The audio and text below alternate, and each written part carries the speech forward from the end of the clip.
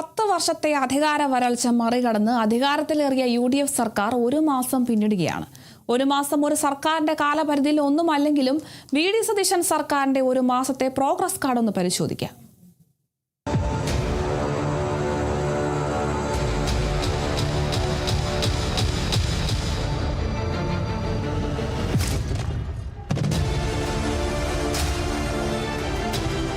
പത്ത് വർഷത്തെ ഇടവേളയ്ക്ക് ശേഷമാണ് സംസ്ഥാനത്ത് UDF സർക്കാർ അധികാരത്തിൽ വരുന്നത്.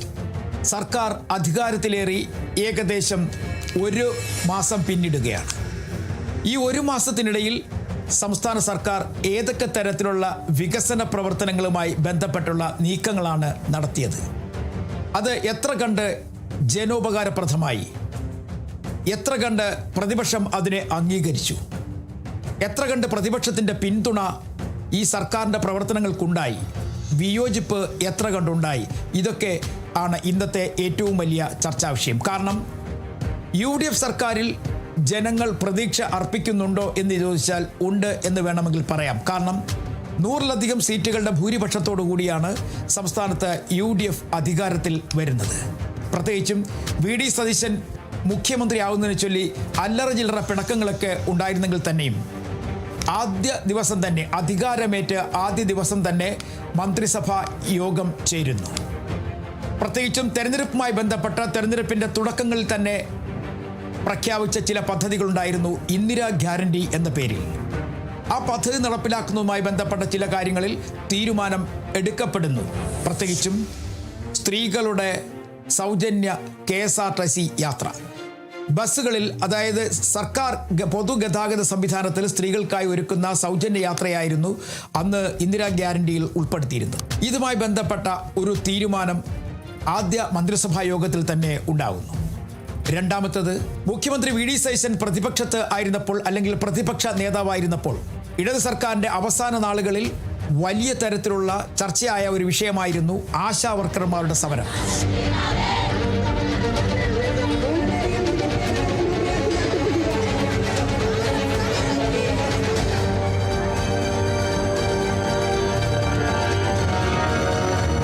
ഏകദേശം 200 ദിവസത്തിലധികമാണ് അവർ തിരുവനന്തപുരം സെക്രട്ടേറിയറ്റിന് മുന്നിൽ സമരപ്പന്തൽ കെട്ടി പണിമുടക്ക് നടത്തിയത്, അല്ലെങ്കിൽ സമരം നടത്തിയത്. അന്ന് VD സതീശൻ അവരുടെ സമരപ്പന്തലിൽ എത്തിയിരുന്നു. അവർക്ക് എല്ലാവിധ സഹായങ്ങളും അന്ന് വാഗ്ദാനം നൽകിയിരുന്നു. മന്ത്രിസഭ, പ്രത്യേകിച്ചും VD സതീശൻ മുഖ്യമന്ത്രിയായുള്ള മന്ത്രിസഭ അധികാരത്തിൽ വന്നു. ആദ്യ മന്ത്രിസഭാ യോഗത്തിൽ തന്നെ ആശാ വർക്കർമാർക്കുള്ള വേതനം വർദ്ധിപ്പിക്കുന്നതിന് വേണ്ടിയുള്ള പ്രഖ്യാപനം ഉൾപ്പെടുത്തുന്നു. മറ്റൊരു പ്രധാനപ്പെട്ട കാര്യം തൊഴിലില്ലായ്മയുമായി ബന്ധപ്പെട്ടതായിരുന്നു. PSC ലിസ്റ്റിൻ്റെ കാലാവധി നീട്ടിക്കൊണ്ടുള്ള ഒരു പ്രഖ്യാപനം. അതും ഉദ്യോഗാർത്ഥികളെ സംബന്ധിച്ചിടത്തോളം അല്പം ആശ്വാസമേകുന്ന ഒരു പ്രഖ്യാപനമായിരുന്നു. അങ്ങനെ ആദ്യ മന്ത്രിസഭാ യോഗത്തിലൂടെ തന്നെ ചില ജനങ്ങൾക്ക് ഉപകാരപ്രദമായ, ജനങ്ങൾക്ക് താല്പര്യമുള്ള, അല്ലെങ്കിൽ സമരം നടത്തിയവർക്ക് സഹായകരമായ ചില പ്രഖ്യാപനങ്ങൾ നടത്തുവാൻ UDF സർക്കാരിന് കഴിഞ്ഞു എന്നുള്ളതാണ് ഏറ്റവും പ്രധാനപ്പെട്ട കാര്യം. അതേസമയം തന്നെ UDF സർക്കാർ അധികാരത്തിൽ വരുന്നതിന് മുമ്പ് തന്നെ ഏറ്റവും വലിയ വിഷയമായി അവർ കാണിച്ചിരുന്ന ഒരു കാര്യമുണ്ടായിരുന്നു. ഇടത് സർക്കാരിൻ്റെ കാലത്തെ ഒരു രക്ഷാപ്രവർത്തനം. അതായത് നവകേരള യാത്രയുമായി ബന്ധപ്പെട്ട് അന്നത്തെ മുഖ്യമന്ത്രിയായിരുന്ന പിണറായി വിജയൻ്റെ യാത്ര തടസ്സപ്പെടുത്തുവാൻ ശ്രമിച്ച യൂത്ത് കോൺഗ്രസ് പ്രവർത്തകർക്കെതിരെ പല സ്ഥലങ്ങളിലും പലതരത്തിലുള്ള പോലീസുകാരുടെ ഭാഗത്ത് നിന്നും അടിയുണ്ടായി, അല്ലെങ്കിൽ ലാത്തിച്ചാർജ് ഉണ്ടായി. അങ്ങനെ അത്തരത്തിലുള്ള മർദ്ദനങ്ങളൊക്കെ ഉണ്ടായ ഒരു സാഹചര്യം ഉണ്ടായിരുന്നു. ആ സാഹചര്യത്തിൽ കുറിച്ച് ഏറ്റവും പ്രധാനപ്പെട്ടത് ആലപ്പുഴയിൽ നടന്ന ഒരു സംഭവമായിരുന്നു. യൂത്ത് കോൺഗ്രസ് നേതാക്കന്മാർക്ക് മുഖ്യമന്ത്രിയുടെ ഗൺമാന്മാരിൽ നിന്നുണ്ടായ അടി, അല്ലെങ്കിൽ ആക്രമണം. ഇതുമായി ബന്ധപ്പെട്ട അന്വേഷണം നടത്തും എന്ന് പ്രഖ്യാപിച്ചിരുന്നു. ആ അന്വേഷണം പ്രഖ്യാപിക്കുക കൂടി ചെയ്തു ആദ്യ മന്ത്രിസഭാ യോഗത്തിൽ. അങ്ങനെ പാർട്ടിക്ക് പുറത്തുള്ളവർക്കും ഒപ്പം യൂത്ത് കോൺഗ്രസ് പ്രവർത്തകർക്കുമൊക്കെ തന്നെ വലിയ തരത്തിലുള്ള പ്രതീക്ഷ നൽകുന്ന ചില പ്രഖ്യാപനങ്ങൾ ഉൾപ്പെടുത്തിയതായിരുന്നു ആദ്യ മന്ത്രിസഭാ യോഗവും അതുമായി ബന്ധപ്പെട്ടുള്ള തീരുമാനങ്ങളും. അത് അംഗീകരിച്ചു കോൺഗ്രസും യൂത്ത് കോൺഗ്രസ് പ്രവർത്തകരും. ഒപ്പം തന്നെ ആശാ വർക്കർമാരുടെ ഭാഗത്തു നിന്നൊക്കെ തന്നെ വലിയ തരത്തിലുള്ള കയ്യടി ലഭിക്കുകയും ചെയ്തു. അവർ പ്രതീക്ഷിച്ച അത്രയും വേതനം കൂട്ടി നൽകാൻ കഴിഞ്ഞില്ല എങ്കിൽ പോലും ഒരു ആശ്വാസം എന്ന നിലയ്ക്ക് ഇതൊരു വലിയ സംഭവമാക്കി അവർ മാറ്റാൻ ശ്രമിക്കുകയും ചെയ്തു. എന്തായാലും ഇന്ത്യയിൽ ആദ്യമായി വയോജന വകുപ്പ് പ്രഖ്യാപിച്ചതായിരുന്നു മറ്റൊരു പ്രധാനപ്പെട്ട കാര്യം. കാരണം ഏറ്റവും കൂടുതൽ സംരക്ഷണം ആവശ്യമായ വയോജനങ്ങൾക്ക് വേണ്ടിയുള്ള ഒരു പ്രത്യേകിച്ച ഒരു വകുപ്പുണ്ടാകണം, അവരെ സംരക്ഷിക്കപ്പെടണം എന്നുള്ളൊരു തീരുമാനത്തിലേക്ക് UDF സർക്കാർ എത്തുന്നു എന്നുള്ളതാണ് ഏറ്റവും പ്രധാനപ്പെട്ട കാര്യം. പിന്നീടാണ് കേരളം ഏറ്റവും കൂടുതൽ ചർച്ച ചെയ്യപ്പെട്ട ഒരു വിഷയത്തിലേക്ക് എത്തപ്പെടുന്നത്. അതായത് സിൽവർ ലൈൻ നടപ്പാക്കുമോ ഇല്ലയോ എന്നുള്ളതായിരുന്നു കേരളത്തിലെ ഒരു പ്രധാനപ്പെട്ട ചർച്ച. പരിസ്ഥിതിയുമായി ബന്ധപ്പെട്ട് അല്ലെങ്കിൽ പരിസ്ഥിതിയെ വല്ലാത്ത തരത്തിൽ ക്ഷീണിപ്പിക്കുന്ന സിൽവർ ലൈൻ പദ്ധതി വേണ്ട എന്നായിരുന്നു പല പരിസ്ഥിതിവാദികളുടെയും ആവശ്യം. ഒപ്പം പല ആളുകൾക്കും വീടുകൾ നഷ്ടപ്പെടുന്നു, കൃഷിയിടങ്ങൾ നഷ്ടപ്പെടുന്നു. കേരളത്തെ രണ്ടായി കീറിക്കൊണ്ട് മുന്നോട്ട് പോകുന്ന ഈ സിൽവർ ലൈൻ വേണമോ വേണ്ടയോ എന്നുള്ള കാര്യത്തിൽ വലിയ ചർച്ച ഇടതു സർക്കാരിൻ്റെ കാലത്തുണ്ടായിരുന്നു, അല്ലെങ്കിൽ പിണറായി വിജയൻ സർക്കാരിൻ്റെ കാലത്തുണ്ടായിരുന്നു. ആ ചർച്ച, അതുമായി ബന്ധപ്പെട്ട വിഷയങ്ങൾ ഒരു തീരുമാനമെടുക്കാൻ UDF സർക്കാർ തയ്യാറാകുന്നു. സിൽവർ ലൈൻ പദ്ധതി വേണ്ട എന്ന് വയ്ക്കുന്നു. പകരം മറ്റൊരു അതിവേഗ റെയിൽ പദ്ധതിയെക്കുറിച്ച് ആലോചിക്കുന്നു. അതിനുവേണ്ടി മെട്രോ ശ്രീധരനുമായി ചർച്ച നടത്തുന്നു. അതിവേഗ റെയിൽ പദ്ധതി എന്നുള്ളത് സംസ്ഥാന സർക്കാരിന് ഒരിക്കൽ പോലും ഒഴിച്ചുകൂടാൻ കഴിയാത്ത ഒരു പദ്ധതിയാണ്. അത് ആവശ്യമാണ്. കാരണം പലപ്പോഴും യാത്രാ സംവിധാനങ്ങൾ ജനങ്ങൾ ഏറ്റവും കൂടുതൽ ഉപയോഗപ്പെടുത്തുന്നത് ട്രെയിനാണ്. അതുകൊണ്ട് തന്നെ ആ റെയിൽവേ സംവിധാനത്തിൽ അതിവേഗ റെയിൽ പദ്ധതി വേണം എന്നുള്ളൊരാവശ്യം ഉയർന്നു നിൽക്കുന്ന സാഹചര്യത്തിൽ ഇതുമായി ബന്ധപ്പെട്ട ഒരു വലിയ നീക്കം നടത്താൻ തന്നെ തീരുമാനിക്കുന്നു. മറ്റൊരു റെയിൽ പാതയെക്കുറിച്ച്, അതായത് അതിവേഗ റെയിൽ പദ്ധതിയെക്കുറിച്ച് UDF സർക്കാർ ചിന്തിക്കാൻ തുടങ്ങിയിരിക്കും. ഇതുമായി ബന്ധപ്പെട്ട് പഠനങ്ങൾ നടത്തുന്നതിന് വേണ്ടി ആളുകളെ ചുമതലപ്പെടുത്തുന്നു. ഈ ശ്രീധരൻ്റെ ഒരു പദ്ധതി തൽക്കാലം പഠിക്കുന്നതിന് വേണ്ടി UDF സർക്കാർ ചർച്ച തുടങ്ങിക്കഴിഞ്ഞിരിക്കുന്നു. ഇതുമായി ബന്ധപ്പെട്ട് കൂടുതൽ കാര്യങ്ങൾ പഠിക്കുന്നതിന് വേണ്ടിയും ഇതിൽ എന്തൊക്കെ ചെയ്യണമെന്നുള്ള കാര്യത്തിൽ നിലപാടുകൾ എടുക്കുന്നതിന് വേണ്ടിയും ഒരു സമിതിക്ക് കൂടി രൂപം നൽകിയിട്ടുണ്ട്. കഴിഞ്ഞ ദിവസങ്ങളിലാണ് ഇന്ദിരാ ഗ്യാരണ്ടിയിലെ പ്രധാനപ്പെട്ട ഒന്നായ സൗജന്യ യാത്ര അഥവാ പ്രിയദർശിനി പദ്ധതി നടപ്പിലാക്കുന്നത്. വലിയ തരത്തിലുള്ള പിന്തുണ സർക്കാരിന് ലഭിക്കുന്നു. ഏകദേശം 13 ലക്ഷത്തിലധികം വനിതകൾ ആദ്യ ദിവസത്തെ യാത്രയിൽ അല്ലെങ്കിൽ കന്നി യാത്രയിൽ പങ്കാളികളായി എന്നുള്ളതാണ് സർക്കാർ ഏറ്റവും വലിയ നേട്ടമായി എടുത്ത് പറയുന്നത്. 800 കോടിയോളം രൂപയുടെ ഏകദേശം നഷ്ടം KSRTCക്ക് ഉണ്ടാകുന്നു, അതല്ലെങ്കിൽ KSRTCക്ക് വഹിക്കേണ്ടി വരുന്നു എന്നുള്ളതൊരു പ്രധാനപ്പെട്ട കാര്യമാണ്. അത് സർക്കാർ അല്ലെങ്കിൽ ആ പ്രശ്നം, ആ പ്രതിസന്ധി വീട്ടി, ആ കടം വീട്ടി സർക്കാരിന് കൊണ്ടുപോകാൻ കഴിയുമെന്നുള്ള പ്രതീക്ഷയും പങ്കുവയ്ക്കുന്നുണ്ട്. ഒപ്പം തന്നെ ഇനിയുമുണ്ട് ആദ്യ ദിവസങ്ങളിൽ അല്ലെങ്കിൽ ഈ UDF അധികാരത്തിന് വരുന്നതിന് മുമ്പ് തന്നെ പ്രഖ്യാപിച്ച കുറേ കാര്യങ്ങളുണ്ട്. കുടുംബ ഇൻഷുറൻസുമായി ബന്ധപ്പെട്ട് 25 ലക്ഷം രൂപയുടെ പദ്ധതി. സാധാരണ രീതിയിൽ ഈ പദ്ധതി നടപ്പിലാക്കണമെങ്കിൽ വലിയ തരത്തിലുള്ള ഒരു സാമ്പത്തിക ബാധ്യത ഉണ്ടാകും. ഇതിന് പണം കണ്ടെത്തേണ്ടത് അനിവാര്യ ഘടകമാണ്.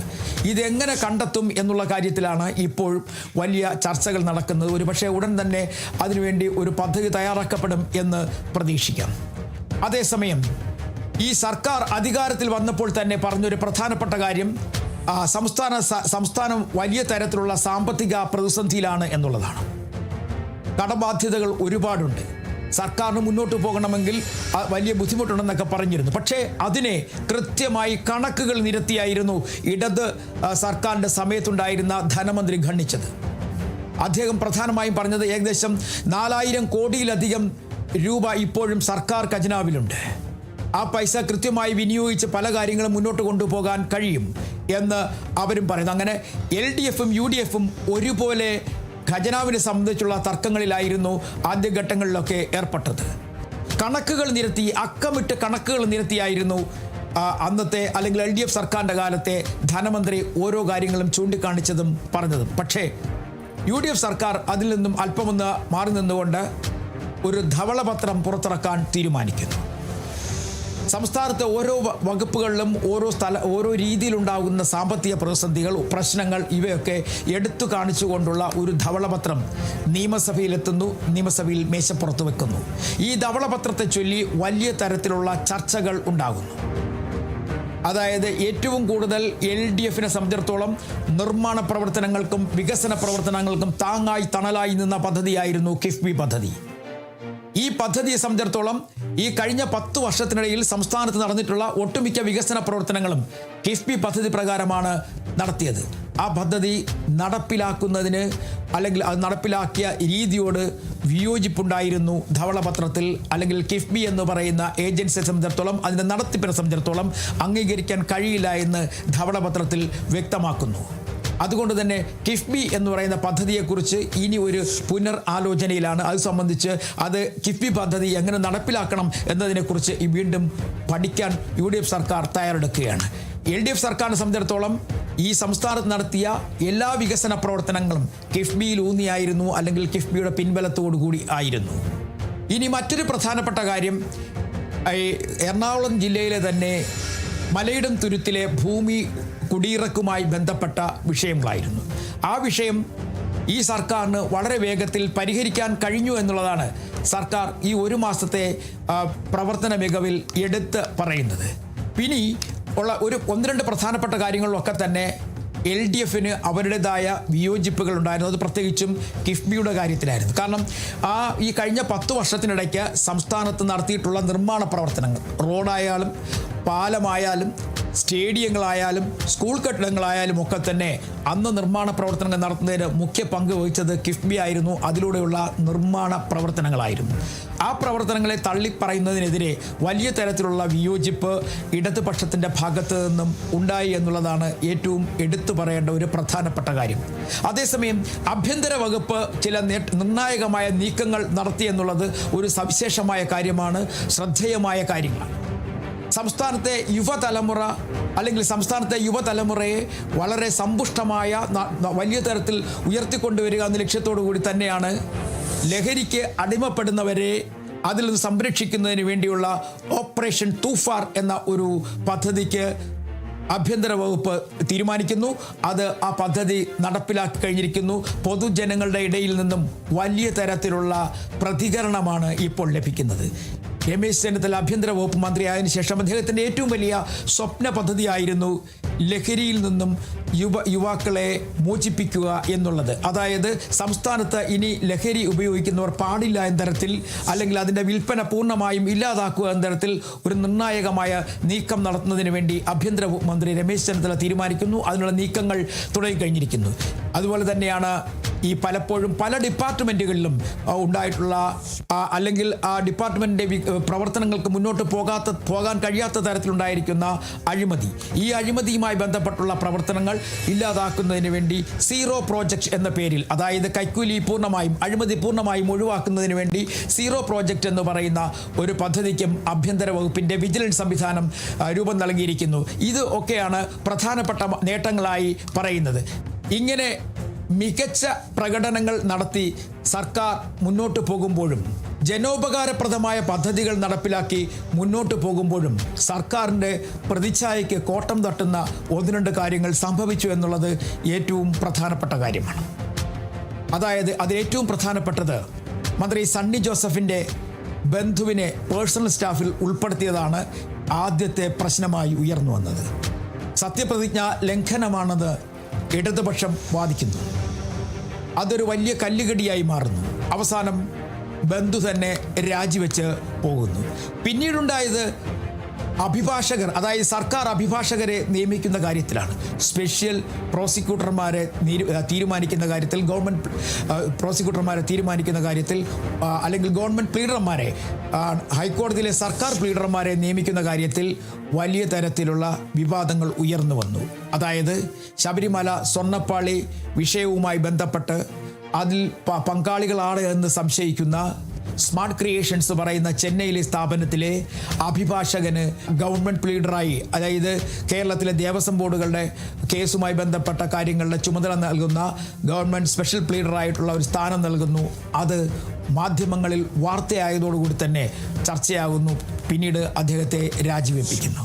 അങ്ങനെ കേരളത്തിലെ ഏറ്റവും വലിയ ചർച്ചയായി മാറപ്പെട്ട സ്വർണ്ണക്കൊള്ള കേസിലെ സ്മാർട്ട് ക്രിയേഷൻസിൻ്റെ അഭിഭാഷകനെ ഗവൺമെൻറ് പ്ലീഡറായി നിയമിച്ചത് ചർച്ചയാവുകയും സർക്കാർ പ്രതിരോധത്തിലായതോടുകൂടി തന്നെ, അല്ലെങ്കിൽ വലിയ തരത്തിലുള്ള വിമർശനം ഉയർന്നു വന്നതോടുകൂടി തന്നെ അത് തിരുത്തുവാൻ സർക്കാർ തയ്യാറായി എന്നുള്ളതാണ് ഏറ്റവും പ്രധാനപ്പെട്ട കാര്യം. എന്നാൽ ഏറ്റവും പ്രധാനപ്പെട്ട മറ്റൊരു കാര്യം, സംസ്ഥാന സർക്കാരുമായി ബന്ധപ്പെട്ട് അവസാന ഘട്ടങ്ങളിൽ ഈ മാസത്തിൻ്റെ അല്ലെങ്കിൽ ഒരു മാസം പിന്നിടുമ്പോൾ ആ ഒരു മാസത്തിൻ്റെ അവസാന ഘട്ടത്തിൽ ഏറ്റവും വലിയ ചർച്ചയായി മാറപ്പെട്ടത് PM ശ്രീ പദ്ധതി തന്നെയായിരുന്നു. PM ശ്രീ പദ്ധതി നടപ്പിലാക്കുന്നതിന് വേണ്ടി LDF സർക്കാർ ഒപ്പുവെച്ചു എന്നുള്ളതാണ് UDFിൻ്റെ അവകാശവാദം, അല്ലെങ്കിൽ മുഖ്യമന്ത്രി VD സതീശൻ പറയുന്നത്. പക്ഷേ അതുമായി ബന്ധപ്പെട്ട രേഖകൾ നിരത്തിക്കൊണ്ട് ഇടതുപക്ഷ സർക്കാർ ഭരിച്ചിരുന്ന സമയത്തെ വിദ്യാഭ്യാസ മന്ത്രിയായിരുന്ന V ശിവൻകുട്ടി തന്നെ രംഗത്തെത്തി പാടെ നിരസിച്ചിരിക്കുകയാണ്. ഈ PM ശ്രീ പദ്ധതിയുടെ നടത്തിപ്പ് വരും ദിവസങ്ങളിലും വലിയ ചർച്ചയായി തന്നെ മാറപ്പെടുന്നു. എന്തായാലും ശക്തരായ ഒരു പ്രതിപക്ഷം, എണ്ണത്തിൽ കുറവാണെങ്കിൽ പോലും ശക്തരായ ഒരു പ്രതിപക്ഷം സംസ്ഥാനത്തുണ്ട് എന്നുള്ളതിൻ്റെ തെളിവുകൾ പല കാര്യങ്ങളിലും വളരെ വേഗത്തിൽ പ്രതികരിച്ചതോടുകൂടി തന്നെ മനസ്സിലാക്കാൻ കഴിയുന്നുണ്ട്. സംസ്ഥാനത്ത് സാംക്രമിക രോഗങ്ങൾ പല സ്ഥലങ്ങളിലായി ഉണ്ടായി, നിപയും ഒപ്പം തന്നെ ഷിഗല്ലയുമൊക്കെ. ആ സമയങ്ങളിലൊക്കെ തന്നെ സർക്കാരിനെ തിരുത്താനും ഒപ്പം തന്നെ ഈ പ്രതിരോധ പ്രവർത്തനങ്ങളിൽ വീഴ്ചയുണ്ട സ്ഥലങ്ങളിൽ വീഴ്ചകൾ ചൂണ്ടിക്കാണിക്കാനും പ്രതിപക്ഷം തയ്യാറെടുത്തു എന്നുള്ളതാണ് ഒരു പ്രധാനപ്പെട്ട കാര്യം. പ്രതിപക്ഷ നേതാവ് തന്നെ രംഗത്തെത്തി. നിപ പ്രതിരോധവുമായി ബന്ധപ്പെട്ട വീഴ്ചകൾ ചൂണ്ടിക്കാണിക്കാൻ പ്രതിപക്ഷം തയ്യാറായി.